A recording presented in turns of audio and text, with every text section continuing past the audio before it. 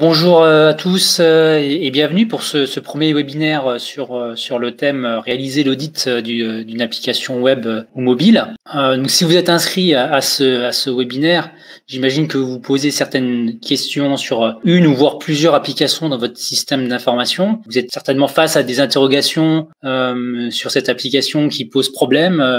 Que faire? Faut-il la remplacer par une nouvelle application, la faire évoluer, mais comment?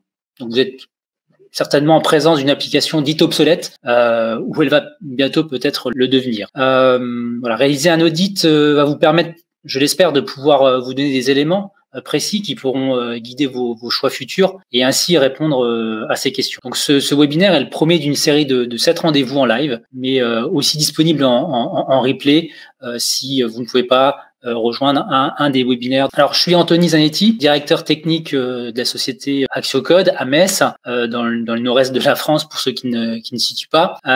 Donc, je serai votre hôte sur ces webinaires et donc je vais essayer de les animer de la meilleure façon et de vous présenter des choses très précises, facilement compréhensibles et applicables dans votre démarche d'audit. Alors pour rappel, ces 7 webinaires sont en quelque sorte les 7 étapes pour réaliser un audit. Donc nous allons voir aujourd'hui comment analyser ce qu'on appelle la complétude fonctionnelle d'une application. Puis les prochaines étapes seront vues donc dans les prochains webinaires. Donc comment réaliser l'inventaire technologique, ce sera le deuxième webinaire. Comment dresser l'état des ressources humaines affectées par votre application. Comment évaluer le degré d'obsolescence des technologies utilisées par votre application. Comment analyser le code source, calculer la dette technique et lister éventuellement les failles de sécurité. Comment évaluer la couverture des tests, la documentation utilisateur, le processus de développement qui est mis en place et de déploiement. Et enfin, comment estimer la valeur financière de l'application, aussi les délais et les coûts de remplacement si c'est le choix qui est fait à l'issue de l'audit, ou de la mise à niveau, ou voire même de son isolement, souvent pour des raisons de sécurité. Cette analyse sur ce première étape aura donc 2 objectifs principaux. Le premier, c'est de déterminer si les fonctionnalités métiers clés sont complètes et que les bonnes pratiques sont respectées pour garantir la pérennité fonctionnelle de l'application. Et le second objectif, c'est de déterminer si les demandes d'évolution qu'on peut avoir pendant la vie de l'application sont maîtrisées par l'équipe de développement afin de garantir la meilleure réponse aux utilisateurs face aux changements demandés. Alors sur la partie complétude fonctionnelle, on va déjà essayer de définir un petit peu ce que c'est que des fonctionnalités métiers, fonctionnalités clés. Donc métier, elle apporte cette fonctionnalité une réponse à un besoin d'un utilisateur de l'application. Elle rend un service. On parle aussi souvent d'exigences fonctionnelles. Peut-être que vous avez déjà utilisé ce terme.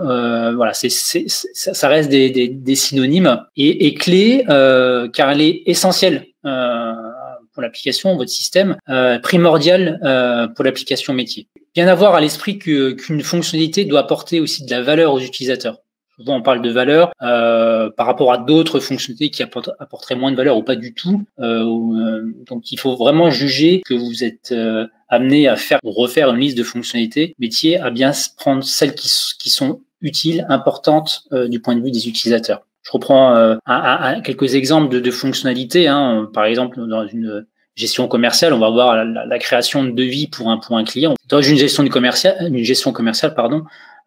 c'est une fonctionnalité clé. On peut pas faire de devis et donc mettre en péril peut-être la force commerciale si on a une fonctionnalité de ce type-là qui n'est pas bien exécutée. Planifier un rendez-vous, par exemple, sur une gestion de planning ou comparer des produits d'un catalogue lorsqu'on fait du e-commerce. Voilà, ça c'est un type de fonctionnalité clé.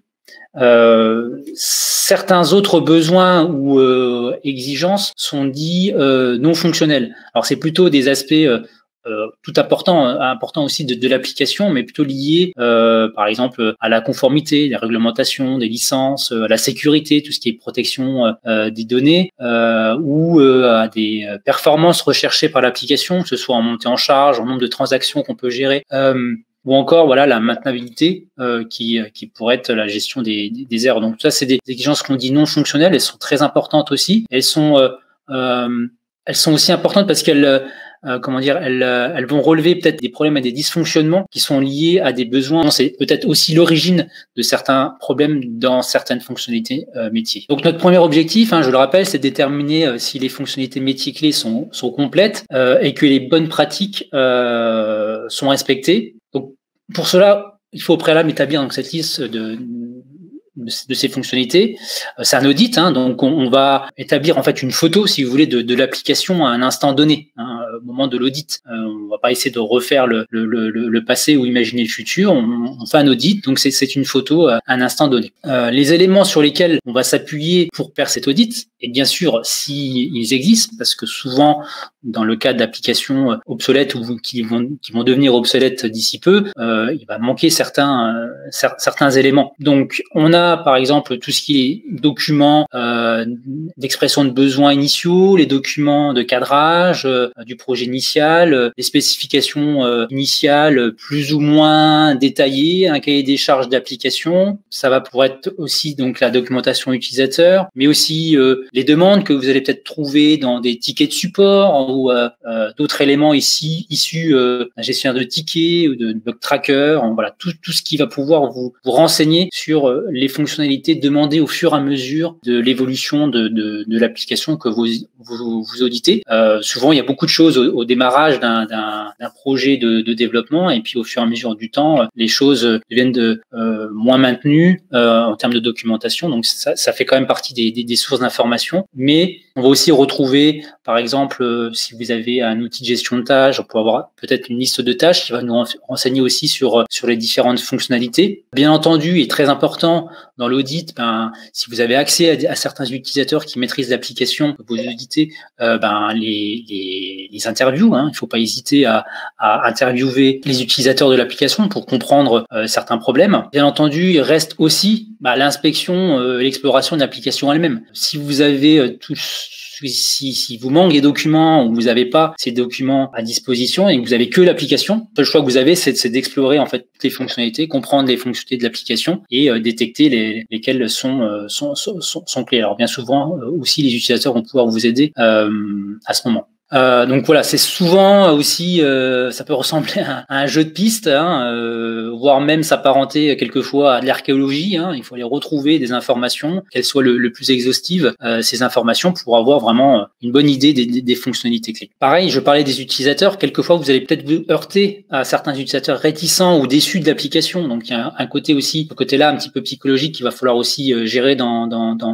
l'audit, parce que on peut avoir des utilisateurs qui vont décrier l'application existante est très virulent quelquefois sur l'application. Donc il faut rester neutre, surtout pas prendre parti, et faire ce travail de relevé fonctionnel le plus précisément possible, le plus méthodique possible. Alors pour ça, vous pouvez bien sûr consigner toutes ces fonctionnalités dans un tableur. Alors plutôt favoriser donc des outils collaboratifs, comme Google Drive ou Microsoft 360, tout ce qui va vous permettre après d'échanger plus facilement sur ces fonctionnalités. Donc voilà, essayer d'utiliser c'est plutôt des outils collaboratifs.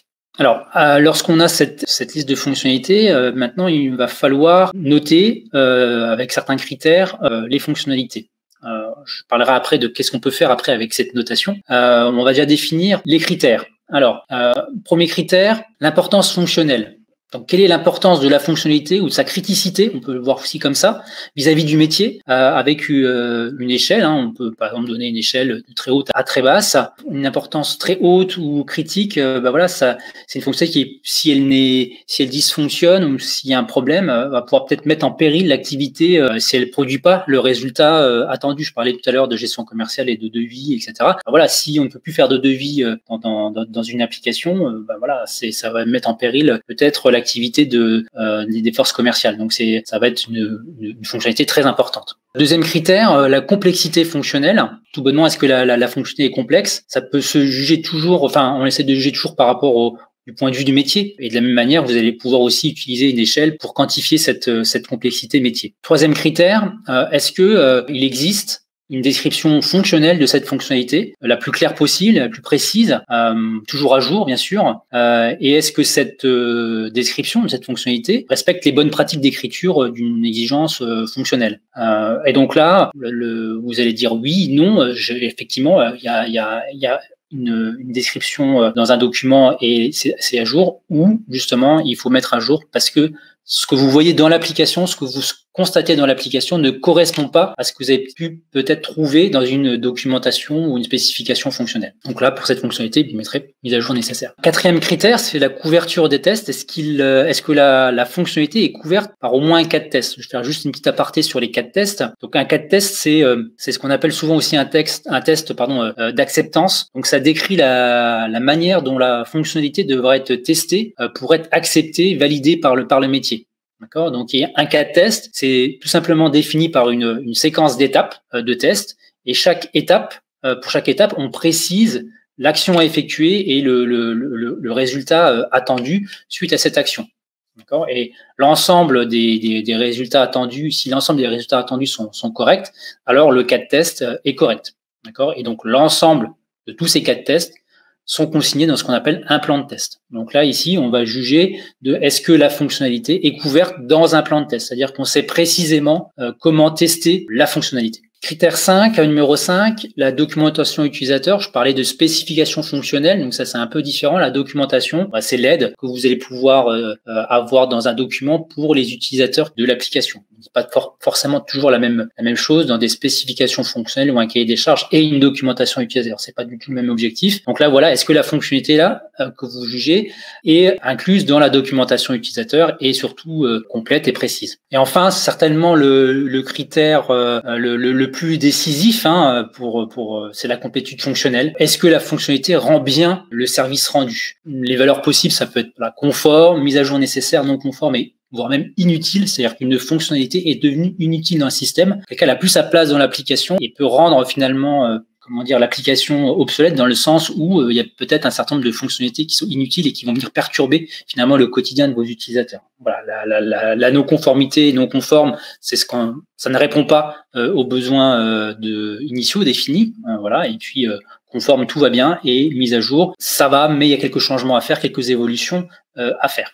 Donc l'idée, c'est de consigner, voilà, là c'est un exemple, dans le même tableau avec toutes les fonctionnalités, vous avez une colonne pour chacun des critères et vous allez noter les critères. Donc ça se fait assez simplement dans un tableur aussi, et on peut rapidement visualiser comme ça avec des jeux de couleurs par exemple. Il y avait un second objectif qui était défini dans cette première étape, c'est de déterminer aussi les demandes d'évolution, si elles sont maîtrisées par l'équipe de développement, et donc tout ça afin de garantir la meilleure réponse aux utilisateurs face aux changements demandés. D'accord. Donc de la même manière, qu'est-ce qu'une demande d'évolution? Alors ça peut être un dysfonctionnement d'une fonctionnalité ou un changement fonctionnel sur une fonctionnalité existante ou l'ajout d'une nouvelle fonctionnalité métier. Donc, pour l'audit, les sources d'information sont principalement les outils de ticketing ou de support, les bug trackers, tout ce qui consigne les demandes.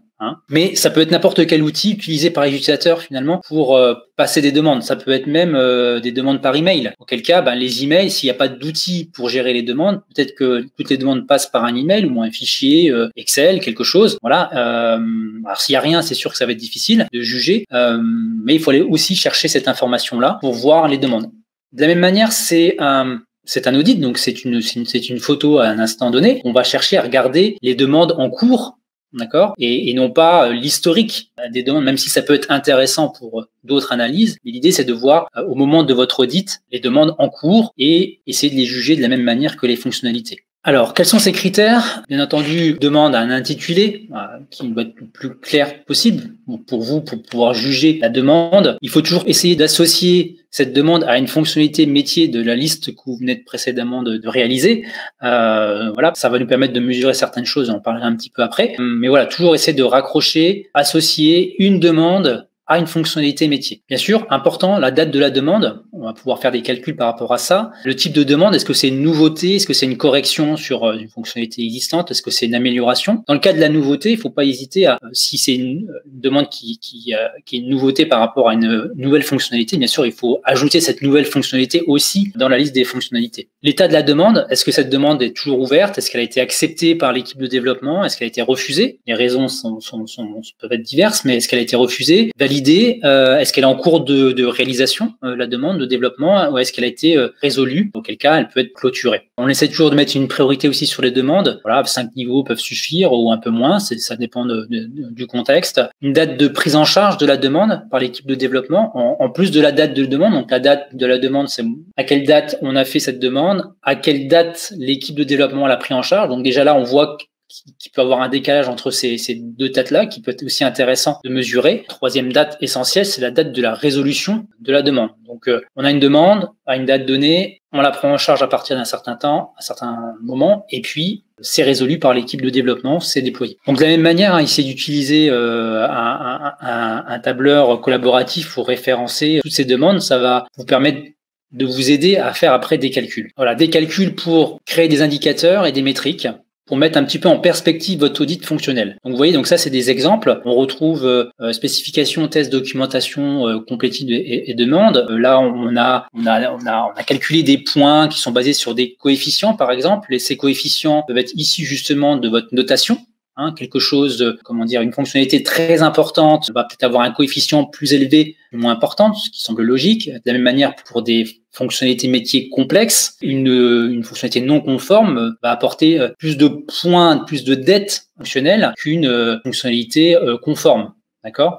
Et l'idée, on peut remettre après tout ça sur une base 100 pour avoir un indicateur, un score sur une base 100 par exemple. Donc là, dans notre exemple, on voit que il y a un score de 77 sur 100, donc qui est de la dette. Donc il faut se rapprocher bien sûr de 0 pour être bon. Donc là, 77, on voit clairement qu'au niveau des tests, la couverture des tests, l'application pêche.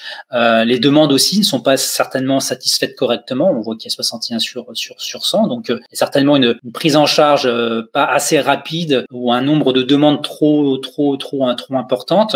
Et parce que sur les différentes dates, vous pouvez décider par rapport à un nombre de jours entre la date de la demande et la date de la prise en charge ou de la résolution. Ça va apporter un nombre de points différents selon la durée entre ces dates.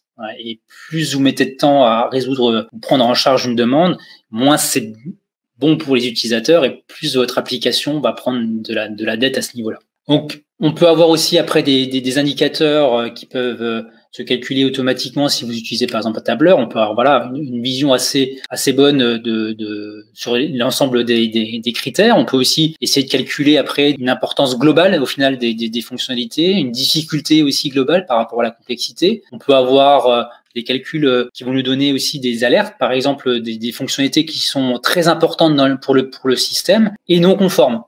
D'accord. Donc ici dans l'exemple, on voit qu'il y a sur 13 fonctionnalités métiers, c'est un exemple, c'est très petit. Il y a 4 alertes, c'est-à-dire il y a 4 vraiment fonctionnalités qu'on peut dire en souffrance, parce que elles sont très importantes, elles sont non conformes. Donc il y a un vrai risque dans l'application. Là, par rapport aux demandes, de la même manière, on a des choses qui quantifient un petit peu les différents critères. Et puis voilà, je parlais de prise en charge, on peut calculer un délai moyen de prise en charge, de résolution, un délai moyen de résolution aussi des fonctionnalités qui sont prioritaires dans le système. Voilà, donc ça c'est certains indicateurs que vous pouvez calculer pour mettre en perspective votre audit et savoir où les problèmes se situent dans l'application. Donc voilà, s'il y a des questions, n'hésitez pas à reporter vos questions dans le chat, je vais pouvoir y répondre. Alors, il y a Benoît qui pose une question sur le temps que peut prendre un audit fonctionnel. Alors, c'est vrai que ça va surtout dépendre de l'application. On peut avoir des applications forcément de taille variée. Donc généralement, pour une application de taille moyenne, ça peut prendre une semaine et demie pour faire un audit sur ces aspects de complétude fonctionnelle. Après, on verra dans les autres webinaires qu'il y a d'autres parties d'un audit. Donc ça va dépendre aussi de ce qu'on a en entrée. Mais sur cette partie-là, voilà, une semaine pour une application moyenne semble bon. Voilà. Ça va aussi beaucoup dépendre de ce qu'on a en entrée, comme je le disais, de toute l'archéologie que vous allez pouvoir faire pour retrouver des documents. Va falloir avoir des utilisateurs aussi de l'application bienveillants qui peuvent vous aider à trouver ces informations et qu'il n'y ait pas de rétention à ce niveau-là. Voilà, vous faites un audit, donc vous êtes là pas forcément pour prendre parti, mais à un moment donné, il faut avoir l'information pour prendre après les bons choix. Alors j'ai une question de Marion. Peut-on réaliser un audit d'un logiciel en projet dans le cahier des charges par exemple? Alors c'est difficile d'auditer quelque chose, si j'ai bien compris, hein, d'auditer quelque chose qui n'existe pas. Par contre, ce que vous allez pouvoir auditer, c'est éventuellement alors je ne sais pas dans quel contexte. Est-ce que c'est l'écriture d'un nouveau logiciel qui se base peut-être sur un logiciel existant, auquel cas vous pouvez faire un audit effectivement de l'application existante pour vous aider à faire le cahier des charges de la nouvelle application. Ça peut être l'audit va pouvoir vous permettre finalement de réaliser le nouveau cahier des charges de l'application à remplacer d'une meilleure manière. C'est mieux effectivement de le faire, de pouvoir pointer en fait les fonctionnalités qui dysfonctionnent et centrer aussi votre cahier des charges là-dessus. Alors combien d'utilisateurs testeurs en moyenne pour une application et combien de temps est nécessaire? Alors si on parle tout dépend je dirais si on parle des tests de l'application, ça va être un petit peu en fonction de l'application. Si l'application est simple, peut-être qu'il n'y a pas beaucoup de testeurs qui peuvent être mobilisés. Après, tout dépend, des fonctionnalités, tout dépend du nombre de fonctionnalités et des profils différents que vous allez avoir dans votre application. Si il y a différents profils, je sais pas moi, des commerciaux, des techniciens, des administrateurs, etc., qui accèdent à cette même application avec des fonctionnalités différentes, vous aurez au moins besoin d'un utilisateur dans chacun des profils. Et le temps va dépendre forcément du nombre de fonctionnalités et de la complexité des fonctionnalités. Ce qui est important pour le test, c'est surtout le plan de test. C'est vraiment ça qui est important pour les tests, établir le plan de test. Ça se voit normalement en amont du développement, définir le plan de test le plus précisément pour que l'utilisateur puisse aussi tester correctement. Un audit. Alors j'ai une question de Alix. Un audit suffit pour améliorer l'application? Ça dépend de l'application. L'audit c'est une photo de l'application à un instant donné. Pour l'améliorer, ça va peut-être la conclusion finalement de l'audit ou les recommandations de l'audit vont dire ok, on peut améliorer l'application en changeant certaines fonctionnalités ou changeant certains aspects qu'on verra peut-être plus tard dans les autres webinaires. Et ça peut suffire effectivement à améliorer une application. Généralement, c'est pour jamais se dire tout de suite d'emblée, avant de commencer, on va mettre à la poubelle l'application existante. Faut vraiment faire cet audit-là de façon tous les aspects de l'audit pour savoir et répondre et dire ça d'emblée. Mais généralement, ça va permettre d'améliorer l'application parce que on va pointer ses dysfonctionnements et se concentrer à corriger, améliorer ces fonctionnalités-là. On peut encore prendre une question si quelqu'un a une question.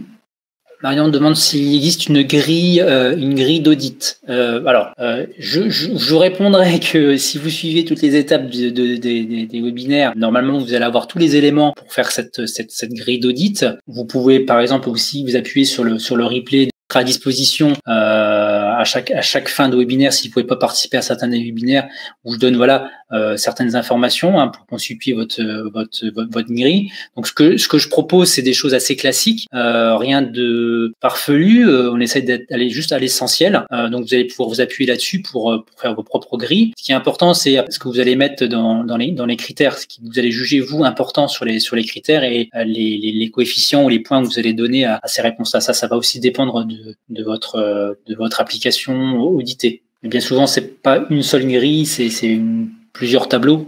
Et c'est ce qu'on va montrer dans les différentes étapes des webinaires. Là, pour l'instant, on a vu la partie fonctionnalité et demande. Donc, s'il n'y a plus d'autres questions, je vous invite à notre prochain webinaire qui sera donc le jeudi 22 avril, toujours à la même heure, à 17h. Donc, on va voir la deuxième étape sur comment réaliser l'inventaire technologique de l'application. Les profils sont concernés par ça, sont un peu les chefs de projet, développeurs, lead développeurs, mais ça va. Normalement, on va essayer de rester pas trop technique. Donc, si vous êtes dans la technique, ça tombe bien.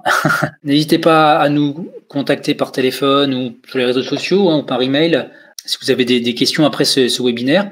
Je vous remercie de votre participation. J'espère qu'il vous aura apporté déjà certains éléments et je vous donne rendez-vous donc la semaine prochaine.